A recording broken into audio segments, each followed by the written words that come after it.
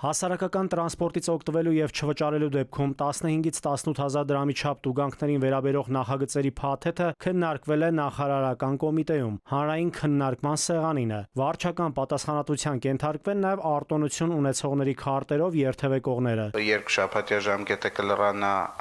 ուրեմն հաջորդ երկշաբթի օրը, եթե չեմ սխալվում, եւ ամփոփվելուց հետո կներկայացվի ազգային ժողով։ Քաղաքապետարանի հորդորն է տնտեսվարողներին եւ քաղաքացիներին շինարարական ցանկացած աշխատանք կատարելիս դիմել, թույլտվություն ստանալ եւ հետո միայն իրականացնել գործողություններ։ Տնտեսվարողները որոշ դեպքերում մտածում են, որ մենք շաբաթ-կիրակի չենք աշխատում, բայց դա այդպես չի, եւ նման բարեկարգման աշխատանքները, այո, պահանջում են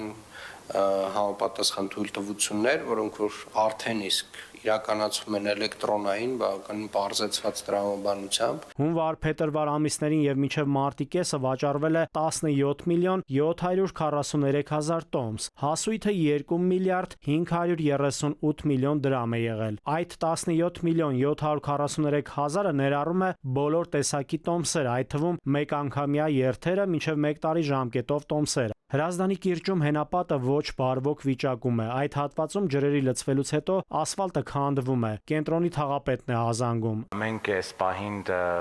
հիմնանորոգում ենք տեղանում, այսինքն լուծում ենք տալիս խողովակներով այդ ջուրը տեղափոխում ենք գետ։ Մենք երևի այս 2 օրը ու ընդհանուր այդ ամբողջ այդ հենապատի երկայնքով, որ կա այդ հեղեղատարը, դա ենք մաքրում ու վերականգնում ու կարծում եմ այս 2 օրը կչորանա, արդեն պարոն Թևոսյանի հետ խոսել ենք, այնտեղ այնց ամբողջովին ասֆալտ կանենք, էլի։ Այդ դեպքում նաև ասեք Բիձեքի գյուղում ինչ է կանում։